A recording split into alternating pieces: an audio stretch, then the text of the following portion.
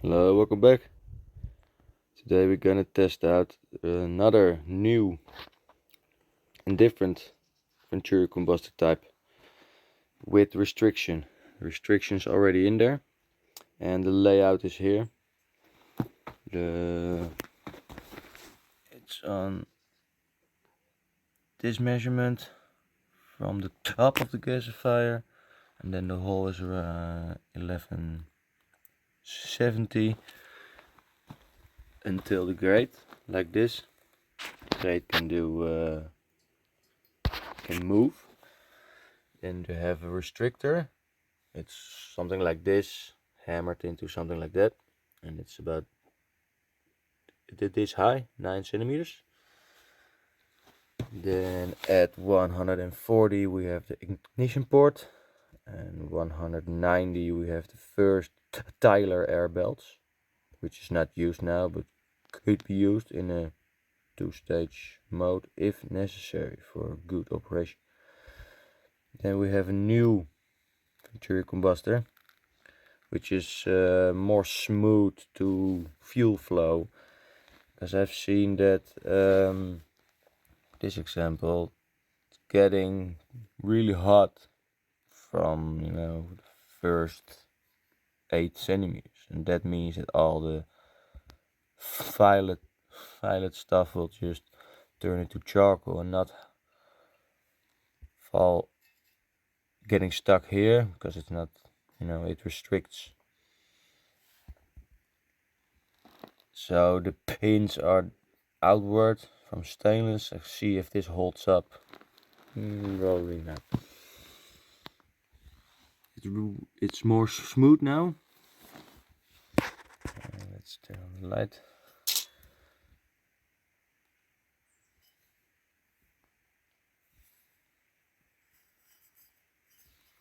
And I chose to do a single hole, 6.5 millimeters. That should give around 10 to 12 cubic meters of gas when you apply 20 centimeters of water column of air pressure here. That gives then about 4 or 5 cubic meters an hour of air, and that will multiply by 2 about, or by 3, depending on what equivalent ratio you use. For this particular combustor gasifier, it's in between 0.2 and 0.4, so I estimate about a third. So it could be around, maximum of 15 cubic meters an hour again. So the holes are getting smaller and smaller. This is 3 times 5 millimeters. This had also 3 times 5 millimeters. You can see the evolution here.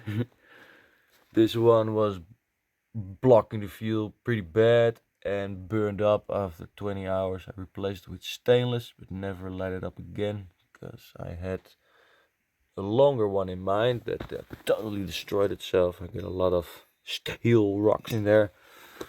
Then we got this one, and it did pretty well. I wanted to know what happens if I hired it, and then I got a little piece off there, and that did really well. Although I tested also that the grate was, all the other stuff. So now the restrictor is back, and this is back. So you can see now that there's quite a bit of room in there now. If you look above it, we have 4 centimeters around there instead of like 2. That's about 1.5 times as much in terms of area. That's great. We have a restrictor like this. So there's 110 inside, and it's 65. So there's quite a bit of more increase in temperature there. But hey, let's go back to this thing. From the restrictor to the 30, so this is 120. 20, 90 high, with about 106, no, wait a second, 100, 108, yeah, 160 or whatever in between here. That's plenty, I guess. And then we have a 200 millimeter combustor now. It was just as long as this one was. And I cut it off. This length worked pretty good.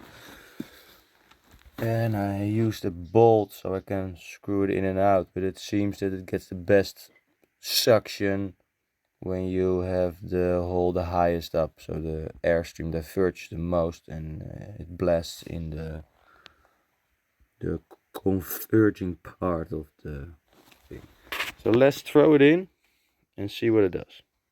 Hell yeah. After refilling it, some yellowish come back, but only for a few seconds, because it has been standing still, you know. Then some gas past the combustor. You're back again. Yay. Zero tar gas. Without anything. Just a radiator. That's crazy stuff. But it took quite a while for it to get up to temperature. I still believe that this chips is not fully dry. But still, the results are there. I have one thing to see. It's now about that's half a centimeter. That's 8 cubic meters an hour. And I have across the what I'm measuring now. Yeah, I'm measuring across the nozzle about 4-5 centimeters, I think. 1, 2, 3, 4, yeah, 4.5. That translates to about 2 cubic meters an hour, so an equivalent ratio of about 0.25, which is generally the case. Okay, now let's hammer it violently. I need this thing to have a shaker inside, I believe, surely with these bigger chips. And then see if it's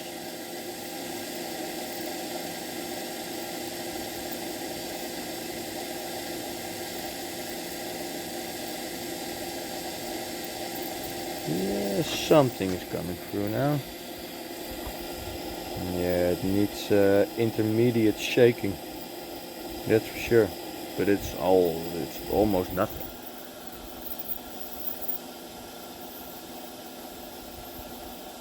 Little yellowish thingy.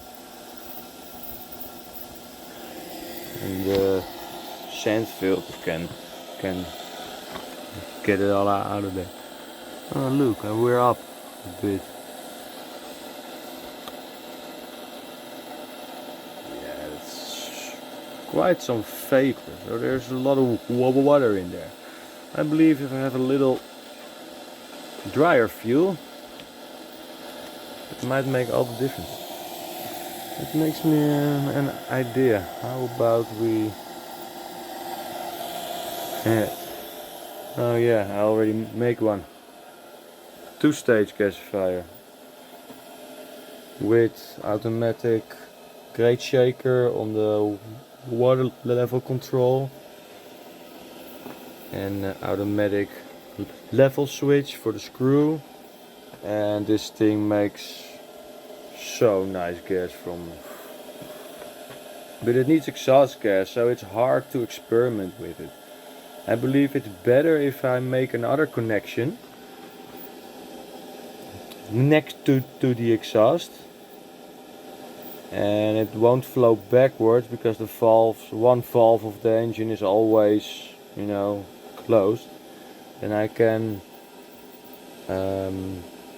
weld another pipe in there with a thread and then use the startup gas to be sucked in a combustor type combustor, something like, something like this, with two nozzles, one for air and one for fuel, and a spark plug inside, and then heat this thing up, the shell, on the startup gas until it's blue, and then start the engine and stuff. Normally I had to start another engine first for experiments with this thing, or what I did is feeding it charcoal until it, feeding it charcoal up to a certain point where all the smoke is coming out, and then when the wood inside the thing becomes too carbonized, then I can switch over. That's also a method. But oh, look at that flame over there. Oh my. I believe the second pipe will do a lot. But that's for the future stuff. This is just my little standby gasifier rig, petrochemical installation, making very pure gas. Jeez. Although this power is not as high as when you have the dual fire nozzles. Now it's 8 cubic meters an hour. I can increase this now, I guess, to about 10 or 12 again.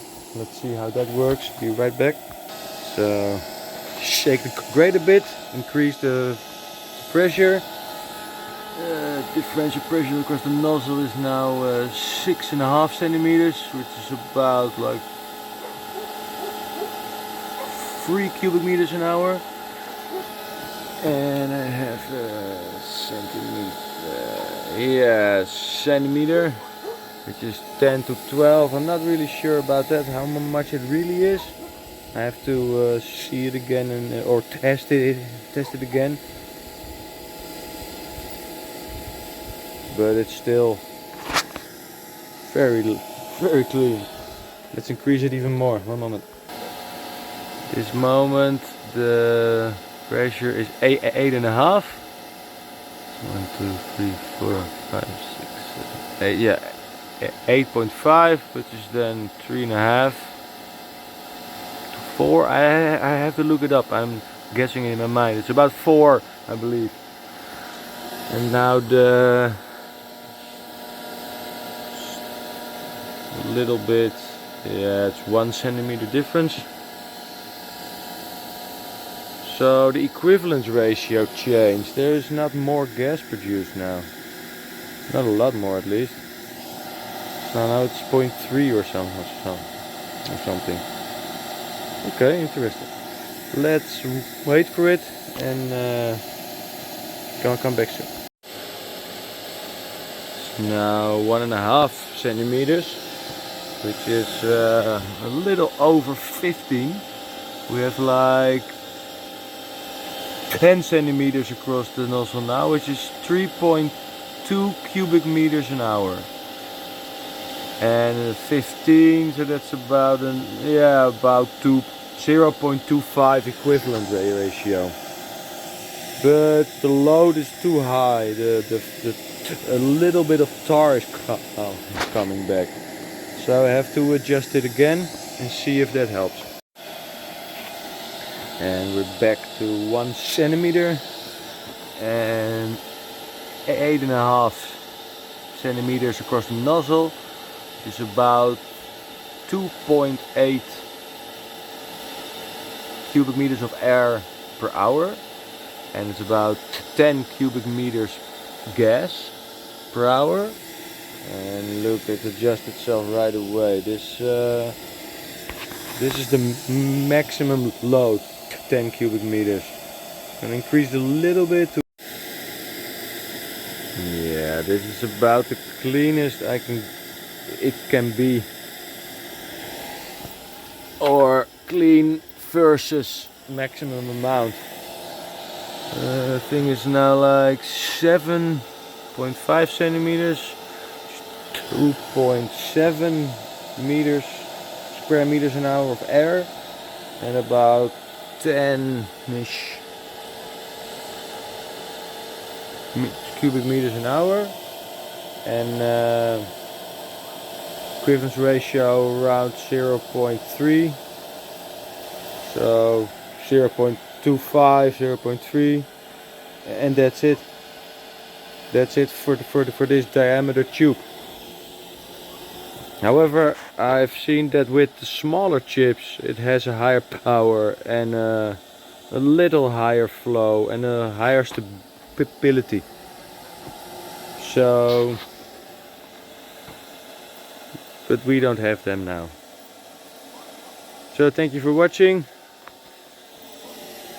Like, subscribe and share. This stuff is just amazing. Keep your flame blue, guys. See you around.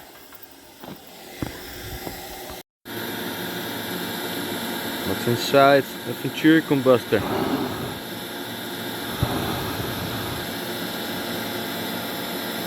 Burning up now. Burning out. Oh wow. Hoppa. All red hot. That looks really nice. Now it combusts all the gas by itself and it gets even hotter and hotter. Oh boy. You can really hear it roaring.